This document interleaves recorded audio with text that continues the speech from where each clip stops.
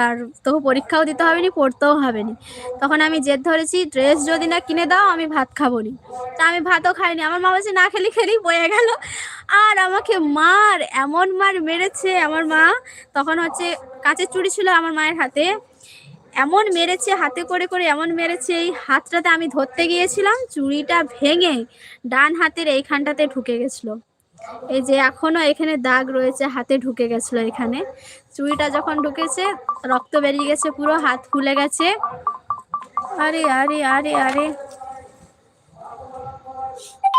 পুরো হাত ফুলে গেছে, চুড়ি ভেঙে হাতে ঢুকে গেছে। তখন তার পরের দিন মানে সকালবেলা হচ্ছে আমার এক্সাম, ভাবো মাধ্যমিক দিচ্ছি, তখন বোর্ড এক্সাম, বাংলা পরীক্ষা ছিল। দিয়ে হচ্ছে সকালবেলা উঠেছি, হাত কাটা নিয়ে বলছি আমাকে ড্রেস কিনে দিতেই হবে, আজকেই ড্রেস কিনে দিতে হবে। সকালবেলা 7টার সময় ড্রেস কিনেছি, ড্রেস কিনে নিয়ে এসে, আর আমার তো টেলার মেশিন অনেক দিন থেকেই ছিল, ফিটিং টিটিং করে তারপরে পরীক্ষা দিতে গেছি। পরীক্ষা যখন দিচ্ছি আমি আর লিখতে পারিনি, কলমটাও ধরতে পারিনি, এত কষ্ট করে